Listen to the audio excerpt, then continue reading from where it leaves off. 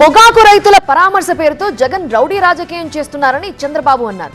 అడ్డొస్తే తొక్కేస్తామని పొదిలిలో ప్లకార్డులు ప్రదర్శించారని, మీరు ఎవరిని తొక్కేస్తారు, ఇక్కడున్నది సిబిఎన్ అన్నారు చంద్రబాబు. పరామర్శ పేరుతో రౌడీయిజం చేస్తారంటే ఊరుకోను అన్నారు చంద్రబాబు. పోయింది పొగాకు రైతుల్ని పరామర్శించడానికి.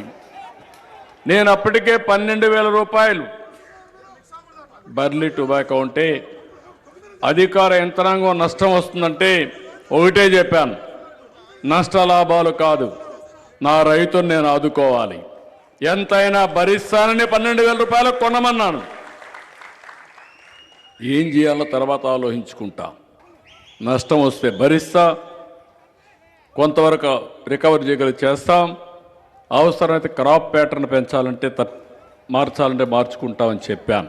రైతుకి ఎక్కడా ఇబ్బంది కలగకూడదని మనం కార్యక్రమాలు చేస్తూ ఉంటే అక్కడికి పోయి ఆ మార్కెట్ యార్డ్లో ఇష్టానుసారంగా చేసి వీళ్ళు పెట్టిన ప్లే కార్డ్ చూస్తే ఎదురొస్తే తొక్కేస్తాం.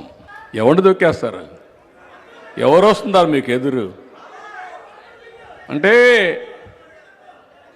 వీళ్ళు అనుకుంటున్నారు అపోజిషన్లో ఉండి రౌడీజం చేస్తాం, మొన్నటి వరకు పోలీసులు పెట్టుకొని రౌడీజం చేయించాం, ఇప్పుడు కూడా రౌడీజం చేయాలంటే ఇక్కడ ఉండేది సిబిఎన్.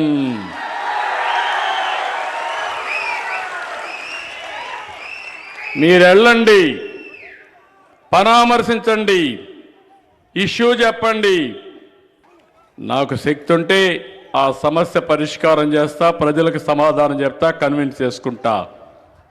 కానీ ఆ పేరుతో రౌడీజం చేస్తా, రుబాబు చేస్తా, పోలీసులపైన దాడి చేస్తా, ఇష్టానుసారంగా నోరు బారేసుకుంటారంటే నోరు మూయించే సత్తా తెలుగుదేశం పార్టీకి ఉంది.